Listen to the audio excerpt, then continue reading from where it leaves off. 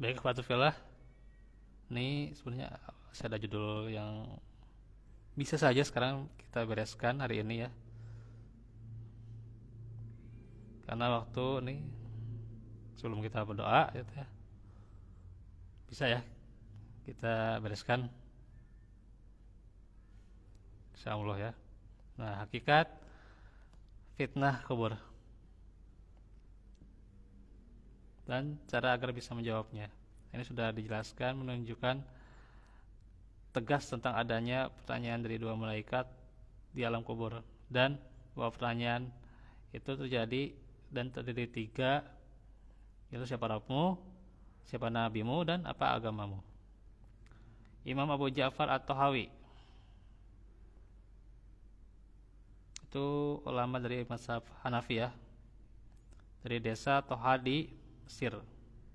Beliau adalah ahli fikih. Ada nama itunya, akidahnya kalau mau dibaca, akidah yang ya kitab akidahnya itu ya, akidah At-Tahawiyah ya, tentang akidah Ahlussunnah nih ya. Nah, beliau berkata, kami mengimani adanya pertanyaan malaikat munkar dan nakir di alam kubur, bertanya tentang Robnya, agamanya, dan nabinya, sebagaimana khobar yang datang dari Rasulullah dan para sahabatnya radhiyallahu anhum. Nah, ini bukan tergantung hafalan ya, dan juga nggak bisa curang ketika adanya nanti fitnah kubur ini, nggak bisa curang, itu nggak bisa katanya, apa di wejaan lah gitu ya. Nggak bisa istilahnya apa, nyontek dia nggak bisa gitu ya. Yang mampu jawabnya yaitu orang yang benar keimanannya dan akidahnya terhadap Allah dan Rasulnya ya, sebagaimana tadi ya di surah Ibrahim ayat 27, bahwa Allah meneguhkan orang-orang yang beriman dengan al-qaulut tsabit. Ibnu Qattan rahimahullah berkata, para ulama sepakat bahwa azab kubur itu benar adanya dan manusia akan diuji dengan pertanyaan di alam kubur setelah ruh mereka dikembalikan ke jasadnya. Allah pun mengokohkan orang-orang yang Allah cintai untuk menjawab pertanyaan itu. Dan para ulama sepakat bahwa mereka tidak akan merasakan pedihnya kematian setelah itu ya, kematian lagi tidak akan dirasakan ya. Maka para ulama Islam dari kalangan Ahlus Sunnah juga sepakat bahwa azab kubur itu benar adanya dan mereka sepakat tentang adanya malaikat munkar dan nakir di alam kubur ya. Nah, caranya itu adalah mengokohkan akidah ya, dengan belajar dan mengamalkan ilmu-ilmu akidah dan tauhid, terutama ilmu yang membahas tentang mengenal Allah Ta'ala ya, marifatullah, nama-namanya, sifat-sifatnya, hak-haknya, juga ilmu yang membahas tentang bagaimana mengenal Nabi kita ya, Nabi Muhammad, namanya, nasabnya, perjalanan hidupnya, hak-haknya, sunnah-sunnahnya, dan juga ilmu tentang agama Islam secara umum ya. Dan inilah landasan-landasan utama dalam agama Islam. Nah itu, kalau kata Syekh Muhammad At-Tamimi dalam usul As-Salasah, nah membuat juga tuh ya tentang bagaimana ada salah satunya yaitu mengenal Allah, Islam, dan mengenal Nabi itu ya. Kalau orang kafir, orang munafik, dan orang yang ada keraguan dalam imannya, mereka tidak bisa menjawab pertanyaannya ya. Mereka mengatakan, haha, saya tidak tahu. Dahulu ketika di dunia saya mendengar orang-orang mengucapkan sesuatu, maka saya ikuti saja. Kata Syekh Salih atau Syekh Muhammad bin Salih Al-Utsaimin rahimahullah menjelaskan, renungkanlah ucapan haha la adri. Haha, saya nggak tahu. Ini menunjukkan bahwa ia seakan-akan teringat sesuatu dan berusaha mengingatnya. Dia berusaha ya. Jadi dia itu teringat dan dia berusaha gitu, tapi dia nggak bisa gitu ya. Ketika seseorang teringat sesuatu dan tidak bisa menghadirkan ingatan itu, ia akan merasakan kegalauan yang amat sangat dibandingkan jika ia tidak tahu sama sekali. Ini dalam syarah hadis Jibril. Jadi ini kegalauan yang sangat galau gitu ya. Gimana Pak? Jangan berzah gitu ya.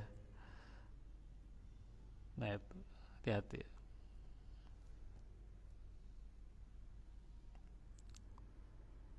Nah sekarang kita masuk 2 poin lagi lah.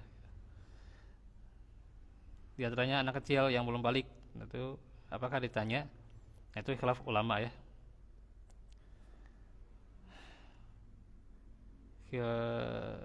Beda pendapat para ulama tuh ya. Ada yang sebagian mereka dikatakan tidak mengalami fitnah kubur tuh ya. Ini pendapat Al-Qadi, Abu Ya'la dan Ibnu Aqil rahimahumullah.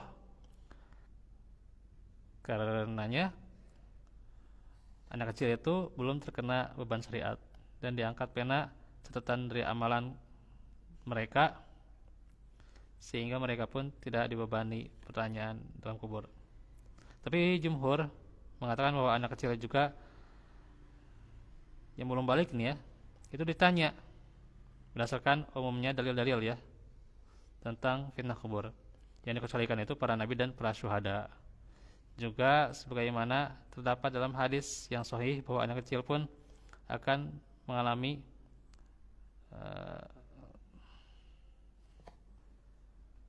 nah ada yang doktoh ya, doktoh itu penghimpitan di alam kubur. Nanti kita coba bahas ini ya. Ini dikatakan oleh Imam Asy-Syafi'i ini ya. Demikian juga pendapat dari Imam Ahmad bin Hanbal, Imam Malik, dan juga dikuatkan oleh Abul Hasan Al-Asy'ari sebagai mazhab Ahlussunnah. Itu bisa diringkas tuh ya dalam Mausu'ah Aqdiyah tuh ya, tentang fitnah kubur ya. Nah, sedangkan pertanyaan malaikat kepada orang yang mati tenggelam dan semisalnya, pada dasarnya semua orang yang mati dalam keadaan apapun pasti akan mengalami alam kubur ya, tanpa kecuali ya. Dan alam kubur itu berbeda dengan alam dunia, sehingga tidak ada bedanya seseorang di alam dunia ya dikubur mayatnya dengan baik atau enggak ya, atau hilang misalnya mayatnya hancur lebur jadi debu, tenggelam, dimakan binatang sampai tak tersisa itu ya. Jadi beda itu ya. Berbeda dengan alam dunia. Allah Maha Kuasa menghidupkan mereka semua dalam alam kubur ya. Ini surah Yasin. Bisa dibaca lah ya. Wadraba lana mathalan wa nasiya khalaqah. Bisa dibaca ya. Dan ia membuat perumpamaan bagi kami dan dia lupa kepada kejadiannya. Ya, kemudian siapa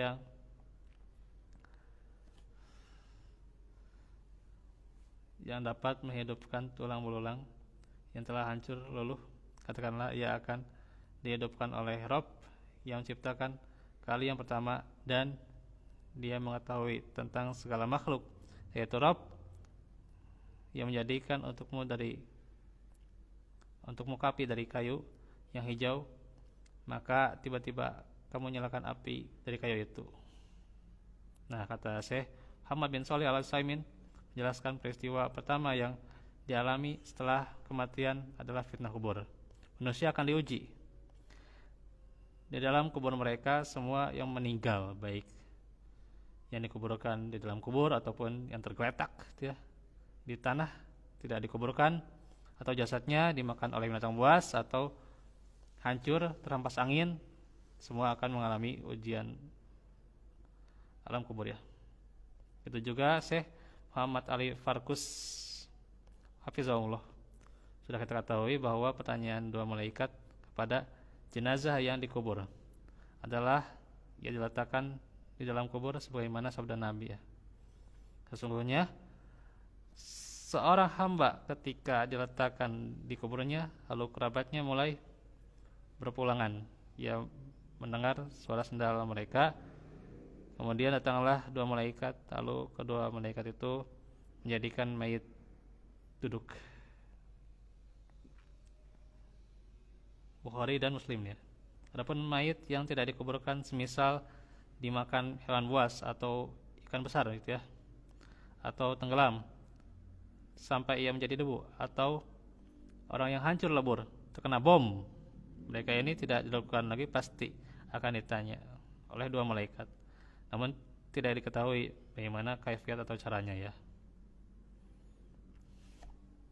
Karena perkara ini adalah perkara gaib ya, yang tauqifi.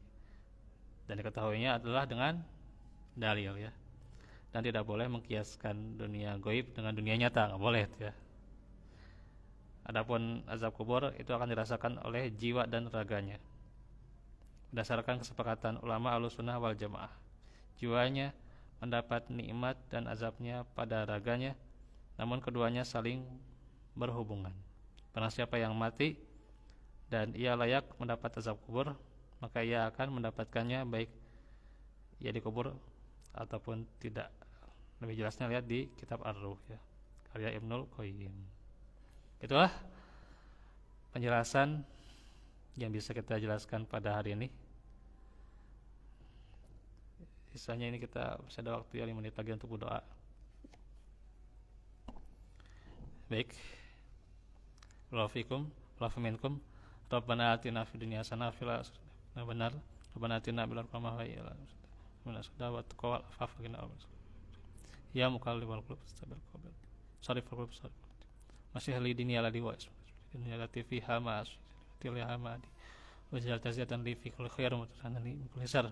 Allahumma rahmatuka aju fala takilni ila nafsi tarfat li sa'ni kallahu la ilaha illa anta rabbana atim lana nurana fil lana wa tub alaina innaka tawwabur rahim rabbana fil lana wal ikhwanina alladhina sabaquna bil iman wa la taj'al fi qulubina ghillan lil ladina rabbana innaka rabbi auzini askura ni'mataka allati an'amta alayya wa a'mala sholihan tardah wa adkhilni bi rahmatika fi rabbana atim lana nurana fil lana wa tub alaina rabbana afriq alaina sabra watawafana muslimin.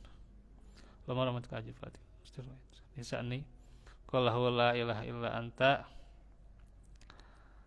rabbana la tuzigh qulubana ba'da idh hadaytana wa hab lana min ladunka innaka antal wahhab ya hayyu ya qayyum bi rahmatika astaghits li sa'ni qallahu falasqina Allahumma inna nas'aluka wa taqwa afafal ghina. Rabbana hab lana min azwajina wa dzurriyyatina qurrata a'yun waj'alna lil imam.